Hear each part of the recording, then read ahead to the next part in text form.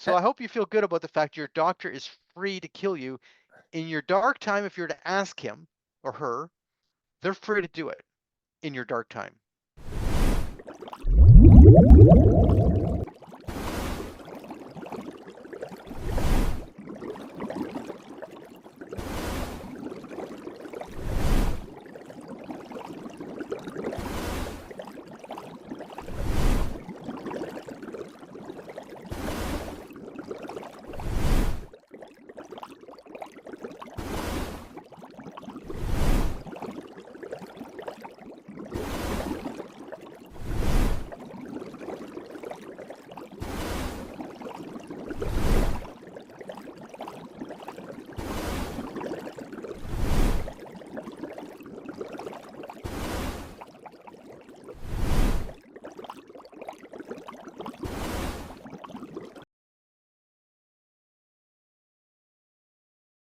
Alex Schadenberg, thank you so much for coming. As I understand, you are the executive director of the Euthanasia Prevention Coalition. Yes, absolutely. I've been doing this since 1999 full time. It's a very long time to be talking about death and dying. Well, I mean, yeah, you've spent decades at this. So let me ask you the first question. You've spent so much time doing it. At what point did it become more a personal crusade versus a policy discussion? I don't think it was ever a policy discussion in the beginning because I got into this because of the fact that in the 90s we were talking about, this is during the Robert Latimer trials that got me interested in the question. And my wife and I have an autistic son, and we got involved in the autistic community in order to help to get more services for him that he needed. And obviously, that was the better way to interact, to find out what was available. And it became quite apparent to me that this question of euthanasia, assisted suicide, was very different for somebody who was had a disability than for an average person.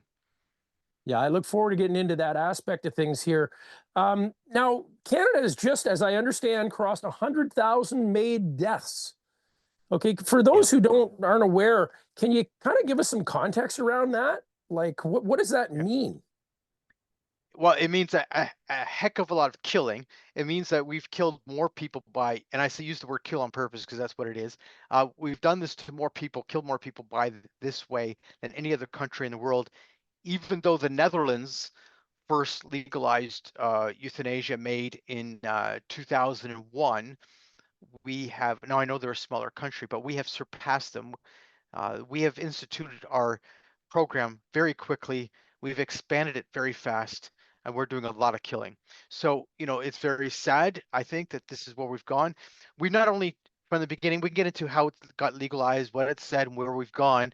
But we've not only expanded how many people we're killing, but all the reasons why we're doing it. So this is the whole thing right now. Canada's debating the question of expanding MAID, euthanasia, to people with mental illnesses alone. That would be their sole medical condition, a mental illness. And this is quite serious to me if you consider the fact that we started out by saying this would be for exceptional cases. That's how it was sold to Canadians when we were debating the question. And in fact, what we have today is pretty wide open killing. All right, so I'm going to give you a scenario. Let's say there's a woman in her 80s. She's got terminal cancer. She faces 6 weeks of unbearable suffering, and she wants to end things on her own terms. She's mentally competent, and she's begging for it. Why should the government or anyone else for that matter tell her no? You sound like a pollster because you're giving me a scenario which is the worst case scenario.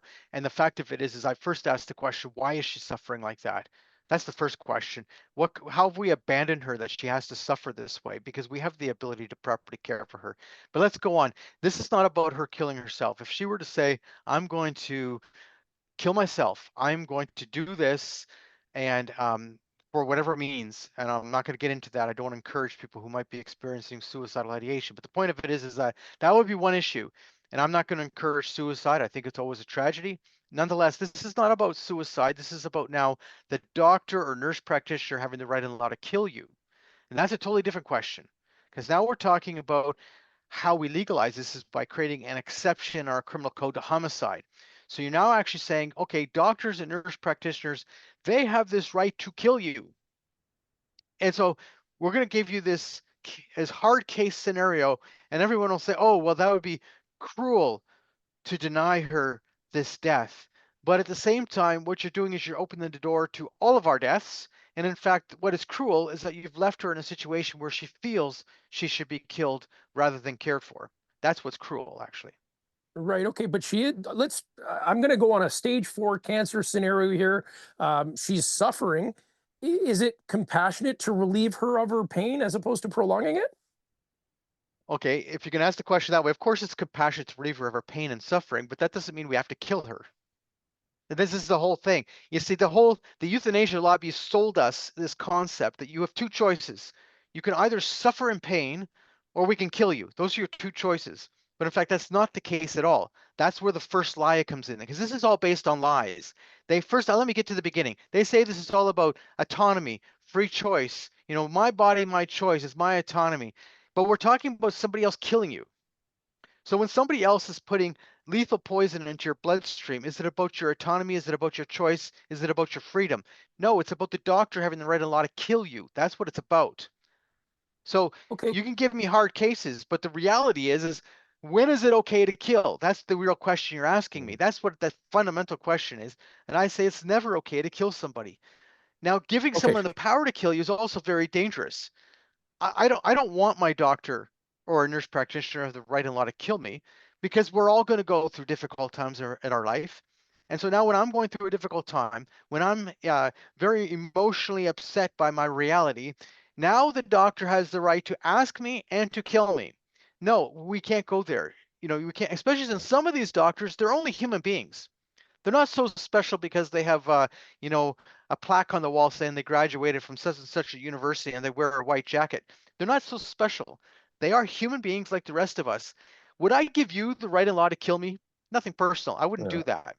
Would I say, oh, in fact, it was funny. Before we legalized it, this one commentator who was against euthanasia kept on saying, no, we shouldn't let the doctors do this. I can't trust the doctors.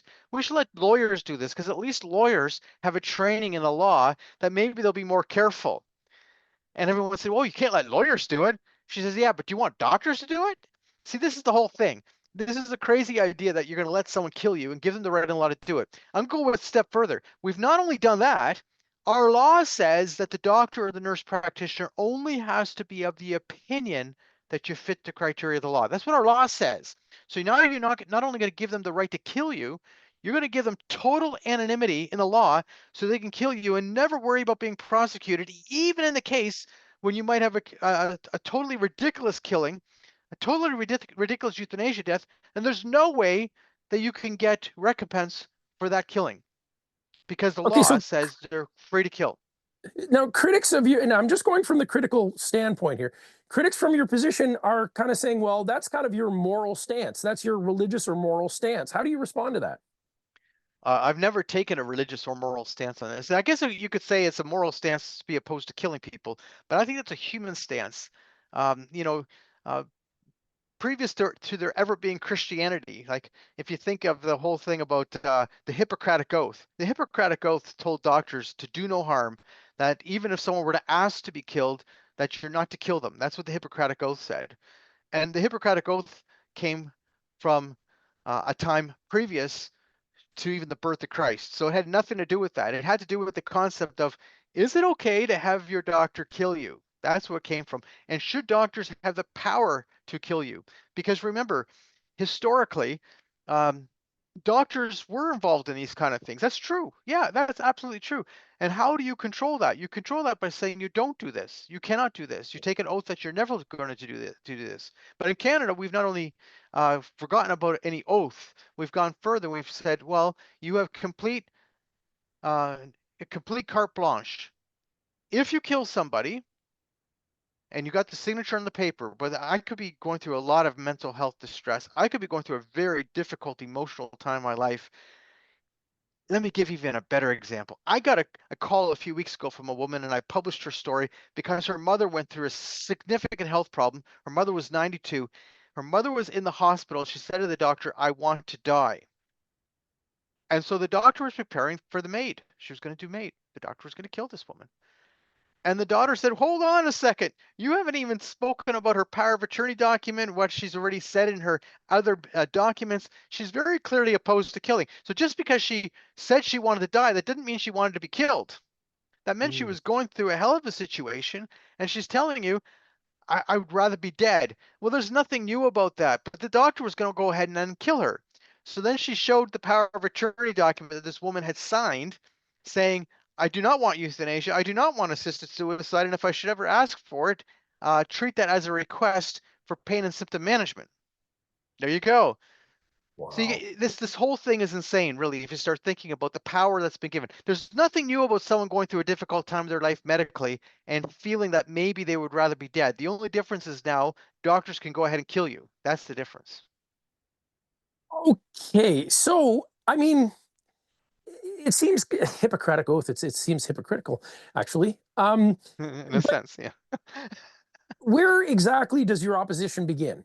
Like, is it at the expansion to mental illness, the removal of the 10-day reflection period? Is it the pressure on the disabled, or is it all of it from day one? Is there any exception to the rule, in your opinion? No, I'm opposed to killing people. I've always been opposed to killing people. I've never thought it was a good idea to kill people. Um, if you look at history, it's never worked out well when you say it's okay to kill people. You go back to early history and start studying Roman times and the fall of the Roman Empire. They were killing people right, left, and center then. So, you're thinking, oh, well, we're going to try this social experiment because it's never been done before. No, it's been done. It's been done and it's been done and it's been done. And guess what? It hasn't worked out well. So let's not go there. Human beings also lose their right to live when someone else has the right to kill them. Let's be Mm. brutally honest about that. And let's go one step further and understand the whole need to be protected as a human being. You see, the problem is in the modern day, we've gone even a step further because we like to look at ourselves as being like these autonomous creatures that are capable of always making decisions effectively for ourselves. And in fact, we're not. We are human Mm. beings, which makes us a very interesting creature. We become very emotionally and psychologically upset by our medical conditions. It's exactly the way we are. And so now you're going to take me at my vulnerable time in my life and you're going to kill me? And then you're going to say, oh, it's his choice, his autonomy. It's all a lie, really.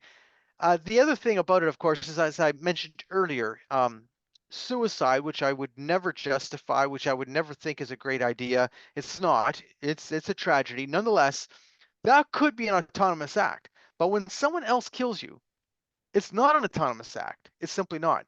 So, you're giving a lot of power to a group of people who are, how would you say, not any morally different than yourself. I'll go one step further again. One of the founders of our group, Jean Eklund, she was a nurse practitioner in palliative care. And she had won all these awards as one of our great palliative care pioneers in Canada. And she got involved with us from the very beginning, Euthanasia Prevention Coalition. And she used to always say, Alex, as a nurse practitioner, I worked with a lot of doctors in my life. There are some doctors I would never trust. She was not saying all doctors are terrible people. She was saying some of them were not morally safe to be trusted. And now you're going to give them the power to kill people? And she said that's a terrible idea. And from the beginning, I've always agreed with that point of view. You can't give someone the right and law to kill you ever, ever. Okay, so there are some families that will say that the loved one died peacefully through MAID. I mean, are these families wrong? Well, it's the whole thing.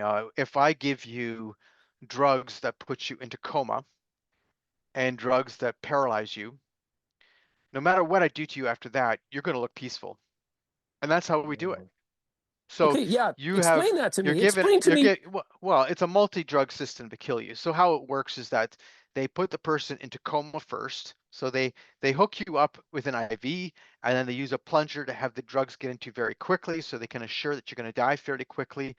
And then they first give you a drug combination that puts you into coma. The next drug puts you um, into a paralytic type situation. You're paralyzed, and the third set of drugs shut down your lungs. Now, the suggestion is that the drug they're using to uh, paralyze you is so effective that it's probably actually more than enough to kill you with. And then that could be the case. So this whole worry about the lungs and da da da da, because if your lungs stop breathing, then obviously your heart will stop beating. But some deaths do take a little while. nonetheless, the question of whether or not someone's suffering during this question, you can't answer it and I can't answer it because of the fact that we've put you into coma and we've paralyzed you. Now, why did we do that? Well, because I've been at this a very long time, so I could tell you there were studies that came out of the Netherlands in the early days after they legalized euthanasia, which show that there was a significant problem with euthanasia. And the one study in particular talked about that about 17% of these deaths were quite bad. Were quite bad. And so you had the situation where the drug they gave you to kill you, it's very harsh, very caustic, and people would be throwing up. People would be. They also give you a drug to prevent you from throwing up, just so you know. But anyway, they would, and then people would go into convulsions, and they would say, well, the person died in whatever, maybe it was, 60 minutes, maybe it took an hour, but whatever. The family did not consider it a death with dignity when their loved one was in convulsions. And so they thought we got to do something about that. That's when they added the paralytic to the mixture. So when Canada legalized it, obviously we were copying the Dutch model. We used the paralytic. Same thing in the US with assisted suicide. They have a similar sort of drug regimen for assisted suicide. And the only difference between euthanasia and assisted suicide is the fact with assisted suicide, you have to take the drug yourself, whereas with euthanasia, the nurse practitioner or the doctor will inject it into you. So the difference is not the drug combination. That's a minor difference, actually. It's very similar. The difference is not the intention. The intention is your death. The difference is who carries out the act. So with assisted suicide, they use a soluble substance. So it's like a powders that you mix with a drink, and then you have to consume it down. So that's the Wow. difference. But it's pretty much the same. So as I say, they say, oh, it's a peaceful death. They always say, oh, that was such a peaceful death. And my response is, well, I'm sorry your aunt or your uncle or your husband got killed, because I think this is a tragic thing to do. Nonetheless, we don't know it was a peaceful death. All we know is they paralyzed your aunt, your uncle, your husband, and we paralyzed them and we put them in the coma, and then we gave them enough lethal drug that we were assured that they're going to be dead. That's what we did. And if you're going to paralyze me, I'll look peaceful. That's correct. Right. So at the end of the day, we really don't know what the individual was going through internally. I mean, we've heard cases of people going into coma and yet still knowing everything that was going on around them. We don't know that Correct. that isn't the case here. Is that correct? Right. So there's a low percentage of surgeries, but there is obvious stories out of surgeries where someone was saying that they were horrifically in pain during that surgery, but because of the drug usage, they were unable to respond. And this can be a reality. And I don't know, and you don't know, and that's the point. The other side talks about a peaceful death, but as I say, with the drug regimen they're using, it's always going to look like a peaceful death, whether it's peaceful or not. Right. So what happens to the families who believe that their loved one was wrongly approved of for MAID? Like, where do they go? Who takes their call? Well, we deal with those cases all the time, but the problem is that the law was designed to completely protect the doctors. So the law, as I said earlier, says that the doctor or nurse practitioner only has to be of the opinion that you fit the criteria of the law. So the case of, for instance, Donna Duncan, that was the one case in particular that was a test to this. And Donna Duncan died in British Columbia. She had had a head injury after a car accident, and this was around the time of COVID. So she did not receive treatment for her head injury because everyone is afraid that they would catch whatever they catch, because people had to wear masks and you couldn't receive treatment, and the type of treatment she needed, she wasn't getting. So she had a lot of headaches and a lot of problems, and she ended up asking for MAID, euthanasia. She was approved and she was killed. The family was shocked by this. They could not believe that their mother, who she had no medical condition causing her death. She wasn't terminal in any way, but because she was suffering. No one was going to question that. But because she had not received any treatment, this was just a ridiculous situation. And the other thing is, they said, well, our mother was never someone who supported the concept of suicide, but now she's dead. So they actually went to the RCMP, who opened an investigation, and the comeback was, well, nothing was done outside of the law. Well, in fact, it's impossible to do anything outside of the law, because the law says the doctor or nurse practitioner only have to be of the opinion you fit the criteria of the law. And guess what? We're all of the opinion. Our laws is so ridiculous. When we were first debating it in 2015, I kept on saying, sending letters to members of parliament, telling them clearly, the Netherlands law is not like this. It's not good, but it's not like this. We are much further down the line with how we've worded this law. So it's impossible to prosecute. So even in the Netherlands, where they've had euthanasia for a long time, there has been some prosecutions. Some doctors have been challenged for what they've done, etc. It's impossible in Canada. So in Ontario, for instance, we had a coroner's report come out looking at all the deaths in Ontario. So Ontario is the biggest province in Canada. So it looked at all the deaths between 2018 and 2023. And if you looked at the report, there was about 430 deaths which were considered outside of the parameters of the law. Now that did vary. Okay, some of it was because how the paperwork was done was improperly done, so certain check boxes weren't done. Some of it was that the doctor never listed a second doctor or nurse practitioner to approve it, so that's part of the law. You have to have two doctors or two nurse practitioners approve. Some of the paperwork never had a second name on there, etc. And there was different things, but some of them are very egregious. And you see this people who had no medical condition whatsoever who died. There was only one case that's actually been dealt with by the Ontario College of Physicians and Surgeons, and they decided, because this was quite an egregious case, they decided that that doctor was not going to lose their medical license, but instead they were just told that they cannot do MAID anymore. So the full punishment for a terribly egregious case, which anybody would say was absolutely ridiculous, was you cannot do MAID anymore. It wasn't, oh, well, maybe we should send this to the prosecution office to see if prosecution should occur. No, it wasn't, maybe you should lose your medical license. No, no, you just can't do Wow. MAID anymore. This is the kind of thing you get. But the law is written very vague.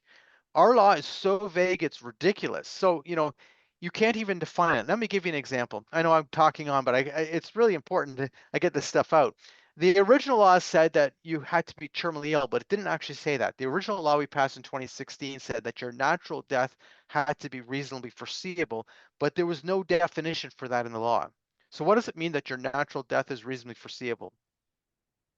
The one thing that the euthanasia lobby and we agreed with completely was we had no idea what it meant. So it meant what the doctor thought it meant. So right in the early days, you can start, if you go back to 2017, 2018, and look at some of these news articles, you see a couple of articles that were creeping in of ridiculous deaths. And you say, well, how did that happen? Clearly that person's natural death was not reasonably foreseeable, but how do you define that? You can't define it. Then we Right. removed that from the law. So now it's that you have to have a grievous and irremediable medical condition. A grievous and irremediable medical condition. So what is that? It's a disability is what it is.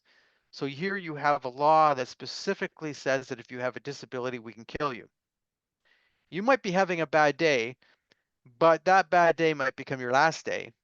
And guess what? You can't come back from being dead. Now, maybe in Wow. another realm you can, but not in this realm. So I'm expecting you've talked to many families who feel like they've been silenced. I mean, Absolutely. why do you think this isn't front page news? Well, some of these cases have been in the news. So there's quite a few cases that have been in the news, but most of the media does not cover it. So recently, while there are Canada's parliament been debating euthanasia for mental illness alone, um, Canada's government network, can I say their name? You go ahead. CBC, CBC, Yeah. Canada's government. They've been actually promoting euthanasia for mental illness. They've been publishing stories as to why we need this, and this is quite insane for another reason. We were told that this was going to be for people who were competent adults who were freely and capable of consenting. So people with mental illness who are not dying in any way, because that's what we're talking about now, extending it to these people, are they competent at this point? Well, that's the first debate point. Some of them would be, some of them are not. Are they freely consenting? I don't know. It's hard to say. Are they capable?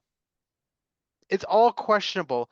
And when you look at this, then another question is okay, so the law says that they have to have a grievous and irremediable medical condition. So what is an irremediable medical condition? Well, it's not defined in the law, but it tends to mean that you have a condition that is not going to get better. So the assumption is that people with mental illnesses, some of them will not get better. Well, that is true that some will not get better. But if you read the literature of this, psychiatric community, they will tell you it's impossible to predict who will get better and who will not. So we're going to kill people who have a non-defined condition that we don't know if they're going to get better because they're asking for it because they're suffering. No one's questioning that people with mental illness are suffering. I don't question it. Wow. I doubt you would question it. But now we're going to kill them. It doesn't fit ever how we define the law, but the law has no clear definition. It's as vague can be. So we're actually already killing people with mental illnesses in Canada, but they have to have another medical condition at this moment. But even if a doctor were to kill someone who only had a medical condition, because the law says that they only have to be of the opinion the person fit the criteria of the law, it'd be impossible to prosecute them. Literally impossible. Okay, well, now, as I So they're free to understand, kill you. So eh, I hope you feel good about the fact your doctor is free to kill you. In your dark time, if you're to ask him or her, they're free to do it in your dark time. and officially, as of March 2027, I understand this is going to be enshrined in law, which brings us to the Correct. next point, Bill C-218. You want to talk to Yep. me a little bit about it? Right. So Bill C-218 was introduced by Tamara Jansen. She's a conservative member of parliament from British Columbia. She has this private members bill, which would reverse that part of the law. So Bill C-218 only deals with the question of the law, which allows euthanasia for mental illness. So I didn't fully explain everything, but we expanded our law in 2021 in Canada by removing the requirement that someone have a terminal illness. But we also at that time removed the 10-day waiting period, and we also added into that law that you could have it for mental illness alone. Okay. Now, that mental illness alone part of the law was first delayed until March of 2027. Sorry, March of 2023, and then it was delayed again until March of 2024, and then it's been kicked down the road until March of 2027. So as of this moment, March 17th of 2027, that would come into place. So Bill C-218 would reverse that. So it Yeah. defines mental illness as not being a grievous and irremediable medical condition. So that's all it's doing. It says mental illnesses are not a grievous and irremediable medical condition. That's all it does. It doesn't do anything else. Um, it S- doesn't deal with all these other grievous parts of the law. It just deals with that question alone. How We're is hoping this it system? passes. I, I don't get it. How is this system supposed to distinguish between somebody who truly wants to die and somebody who's just suffering from something that's treatable? In the case of mental illness, you can't. In the case of physical illnesses, it's very difficult. Now, why am I saying that? So the law says you have to be suffering. So it says grievous and irremediable medical condition. So it's grievous refers to suffering. Irremediable refers to that you're not going to get better. But the problem with all this is concept of suffering is I cannot determine whether or not you are suffering. You can tell me you're suffering. I cannot determine whether or not you have a grievous condition. It's not possible. So if you tell me you have a grievous condition, then I have to accept that because there's no way I know what's going on in your body. I don't know. If you want to die, if you're going through suicidal ideation and you clearly want to die, and that could be related to your mental health condition, then you just have to tell people you're suffering and you have to define your condition. You say, I have this condition and it's not getting better. I'll give you an example. A few years ago, there was the girl in Calgary who was 27 years old, young woman, 27 years old, who was autistic. She was living with her family. So it's not that she's living on her own and they never saw her maybe once a month for dinner. No, it was like that. She was living with her parents and she was approved for MAID based on her autism and her pain. She said that she had a lot of pain, that she was suffering uncontrolled pain. Now, autism does not cause pain. I have an autistic son. Autism is more how the brain reacts to stimuli around you. So I'm not suggesting so autism and the pain that she was claiming to have were two different issues completely.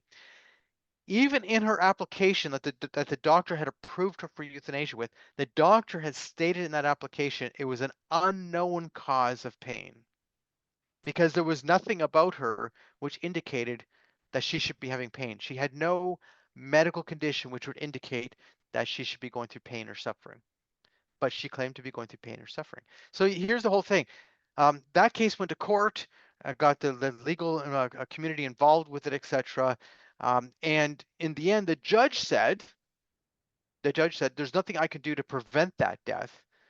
But he said, because the law doesn't give the courts any power here. The law says that as long as two doctors or two nurse practitioners have approved it, you're good to be killed. That's what the law says.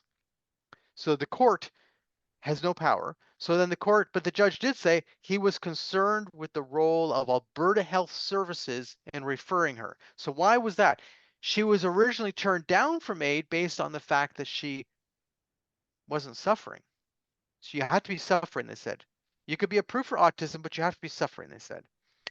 So when she went in and applied again, she was referred by Alberta Health Services to a doctor who was willing to approve her. She told them she was suffering. So now she's suffering and has autism. She was approved. Anyway, by the judge saying he was concerned about the role of Alberta Health Services, then Alberta Health Services said, wait a second, you got to cancel that MAID approval because this is concerning. We're being pointed at now as doing something untoward towards this autistic woman. And the fact of it is that the law, if she had been killed by MAID, there's nothing you could have done about it because the law specifically gives total clearance to any doctor or nurse practitioner who's involved in it. Another story, Keanu.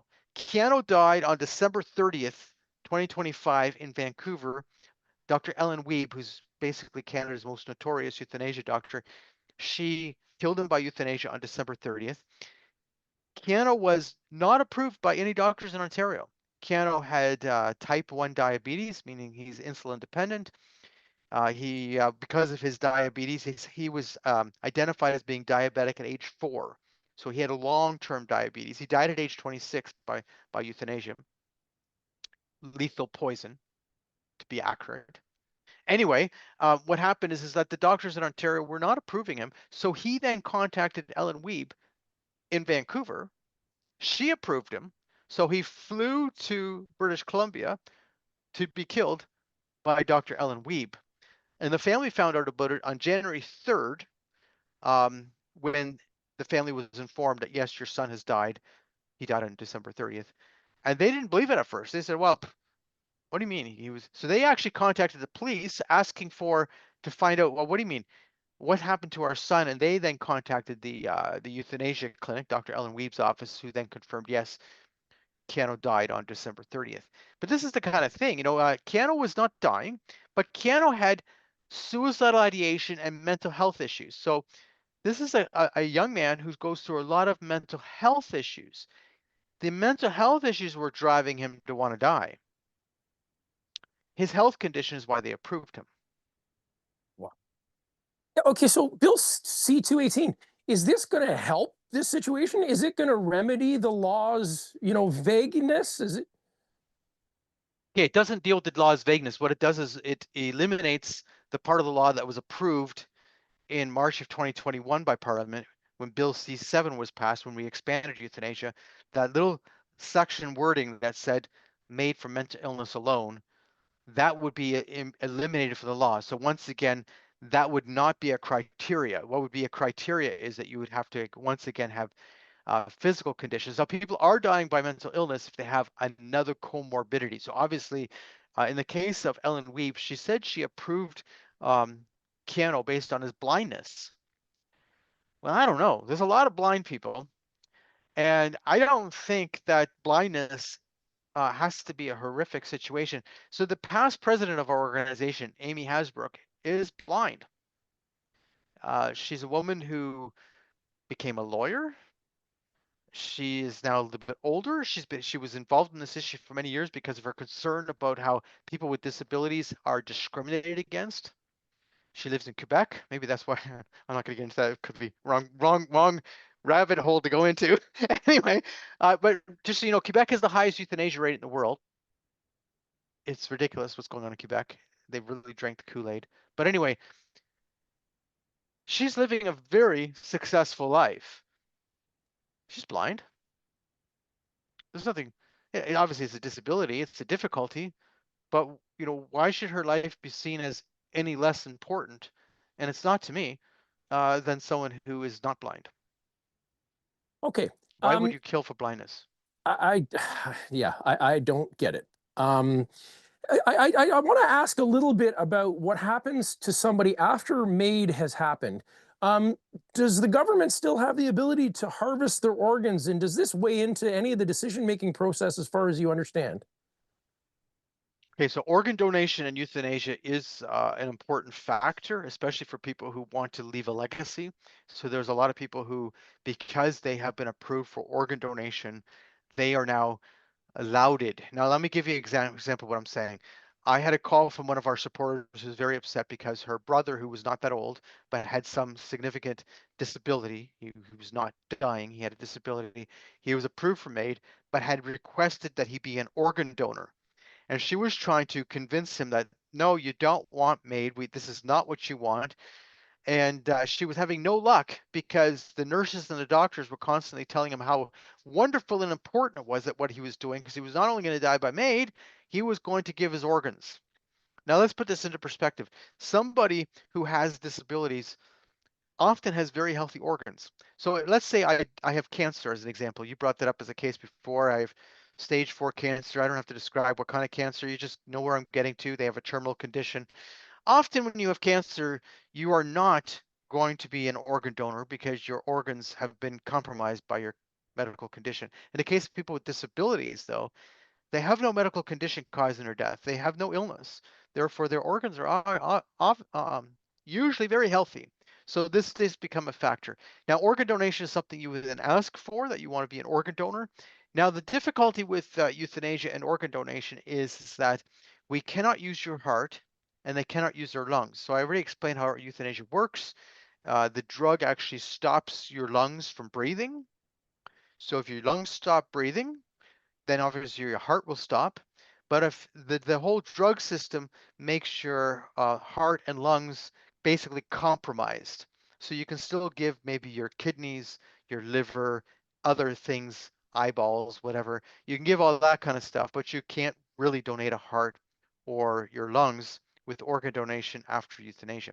The other thing about it is euthanasia then has to be done in the hospital because what happens when they do an organ donation is they have to get those organs quickly because your organs do degenerate. So there's no use donating organs if your organs have degenerated, because obviously the person would be receiving an organ that's not healthy. And we're not going to spend umpteen thousands and thousands of dollars on putting a liver into somebody who has liver failure and then say, oh, I'm sorry, now we have to find another liver because we didn't do that quick enough. So they can't die at home. They're going to die in a hospital, the whole thing. So this has all become part of it. Yes, it's all become part of it, the whole concept of organ donation. The other thing that's become a normal part of it is this whole thing about dying in the funeral home. It actually started in London, Ontario. Just so you know, there was a funeral home in London, Ontario quite a few years ago who started this. And so, and I'll give you an example. Keanu, who died on December 30th in Vancouver, he didn't live in Vancouver. He lived in Ontario. So when he and Dr. Weeb were arranging the euthanasia, they decided to do it in a funeral home because it made more sense. Because obviously he would be there already. You don't have to move the body. It's not like he has a house to live in. Okay. Hotel probably wouldn't have been so happy. The hotel, if he was living, probably wouldn't have been happy if he died there. They may not have gone for that. Anyway, the point of it is that you get this other whole factor now. The funeral home's getting involved. So now you have the funeral home euthanasias. And funeral homes tend to have nice rooms. And they're happy to rent it out to you. So they get a rental fee. They don't have to go pick up the body because you're there already. You walked in on your own. And so this has become a whole nother phenomenon of the whole killing regime. Oh man, I want to talk about that for just a second here. This seems like I just see money. I mean, there is big money in organ donation, in the funeral home services, and all these things. How doesn't that kind of complicate things? Like, at what point do we say, okay, MAID, even if you agree that MAID is okay, it certainly shouldn't be incentivized. Well, it will naturally be incentivized. So let me give you another example. We mentioned about the funeral home. Well, where I live in a small town outside London, Ontario. Where I live, there's a funeral home a block away. Perfectly nice people run it. It's perfectly good. I have no problem with them. They're nice people. And actually, it's sort of nice in a way. You have a funeral home nearby. So, once every so often, there's lots of cars on the street parking. But other than that, um, but, you know, there's a problem right now because in the past, most of us had a funeral. Most people had a funeral. Today, a lot of people don't have a funeral at all. So what happens is they die. and their body is sent to the crematorium, and the family picks up the ashes, and the person said, I don't want a funeral home.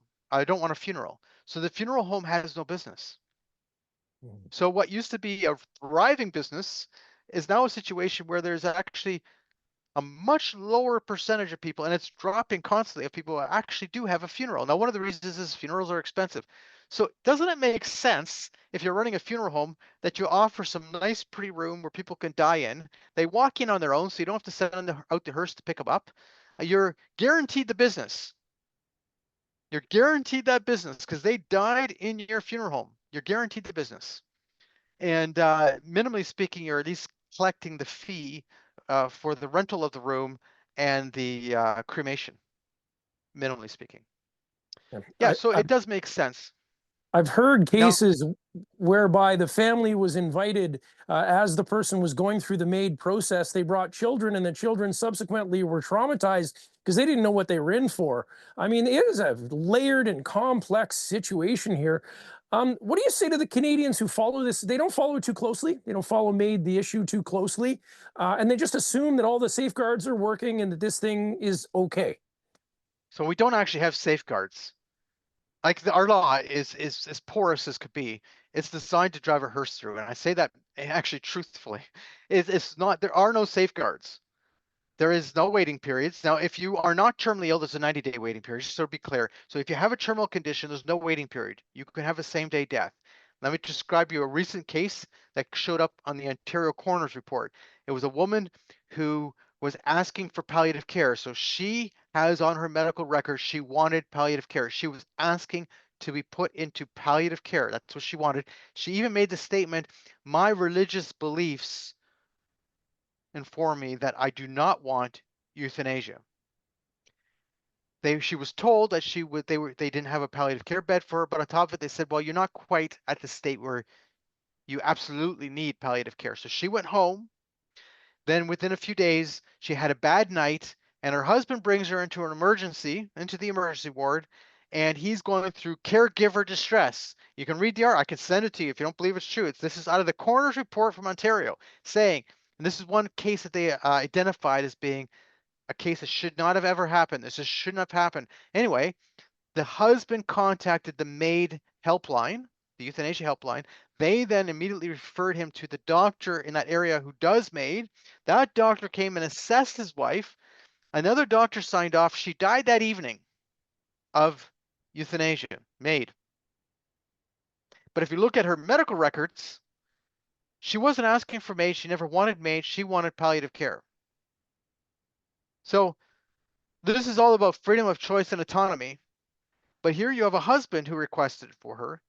So no one's questioning that her husband was going through caregiver distress. That wasn't the issue. We all recognize that he could be going through caregiver distress. The question is how does the law work? Now, when you come down to it, the doctor who actually killed this woman can't be prosecuted.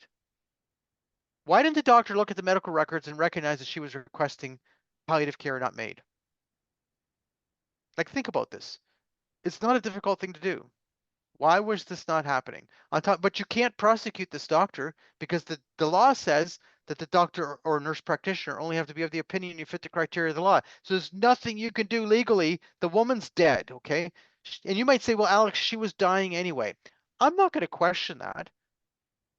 I'm going to question the fact that someone actually killed her outside of what she wanted. That's what I'm going to question. And I don't believe we should ever be killing people. Anyway, you mentioned about incentives earlier. We have another problem with incentives, and that's the cost of care. We have an aging population.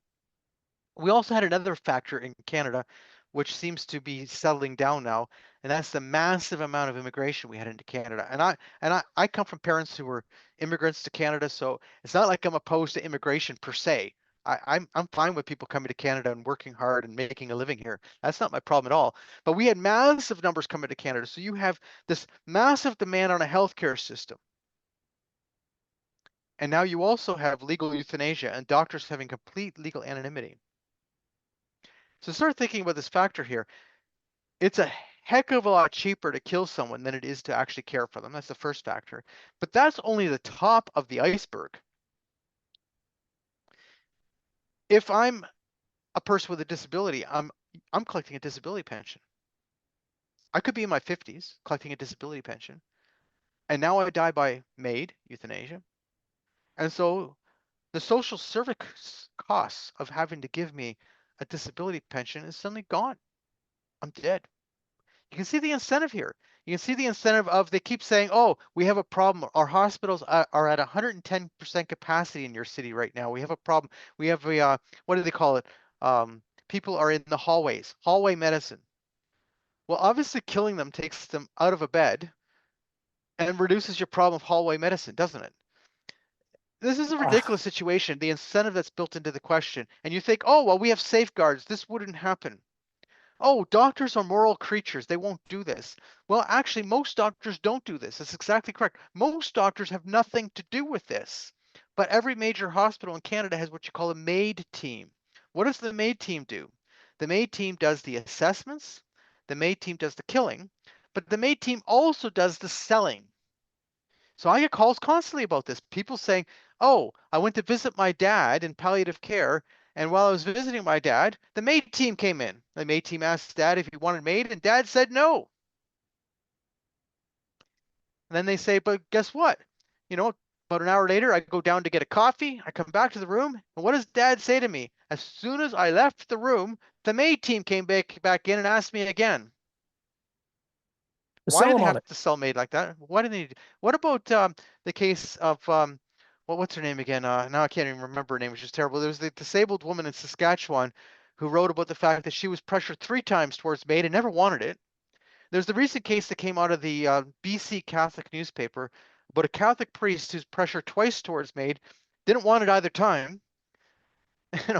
You know, you think the first time you ask him and he says no, and this was also a Catholic priest who said he was wearing his collar, but that's beside the Yeah. point. The first time you ask him, he says no. Well, maybe that's enough. He said no. You should put it on the medical record. It says no to killing. Okay, we won't kill him. But then you have to come back and ask him again. No one's questioning that he wasn't going through a difficult medical condition. Of course he was. But he was sort of like, why are you asking me again? Why? I got a call from somebody in British Columbia saying they've asked my husband 5 times.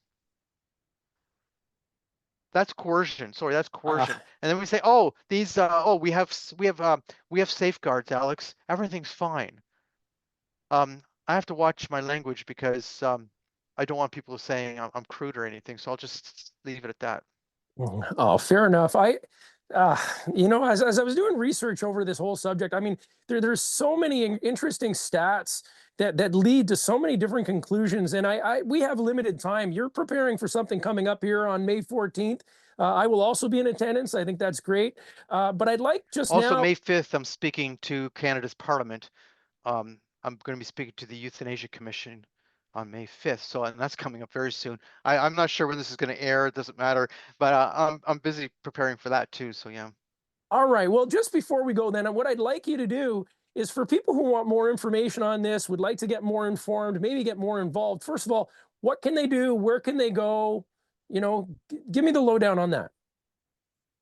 It's easy to find us. It's the Euthanasia Prevention Coalition. You see it on the screen. Info@epcc.ca. Actually, the problem is if you move one way, you get the opposite because of how the camera works. Info@epcc.ca.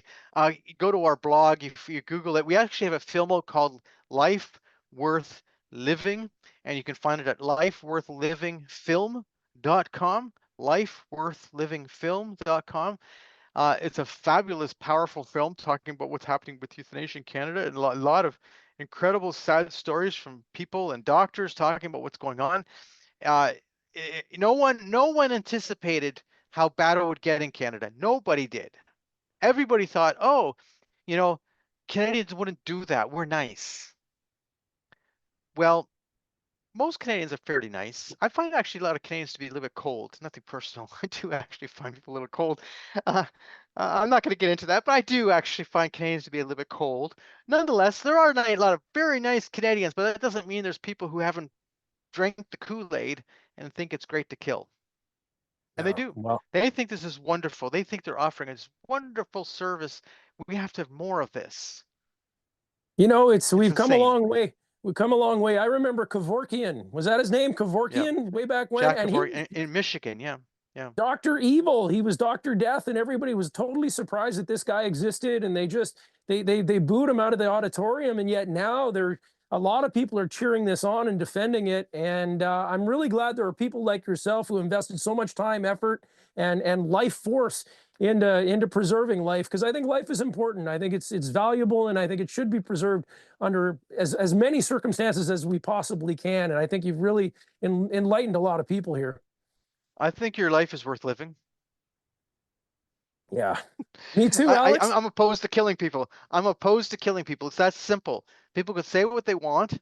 I think it's absolutely wrong to get involved with killing people. People will die. I'm not opposed to dying. I have actually no fear of death in my life, but I'm opposed to people being killed. We Yeah, shouldn't be doing that. Thank you. I'm not yeah, talking and about self-defense now. dude, I'll take that one step further, and I don't think they should be using our tax dollars to do it. I would agree. Okay, Alex, thank you so much. I really, really appreciate the time today. Thank you very much. Thank you. Take care.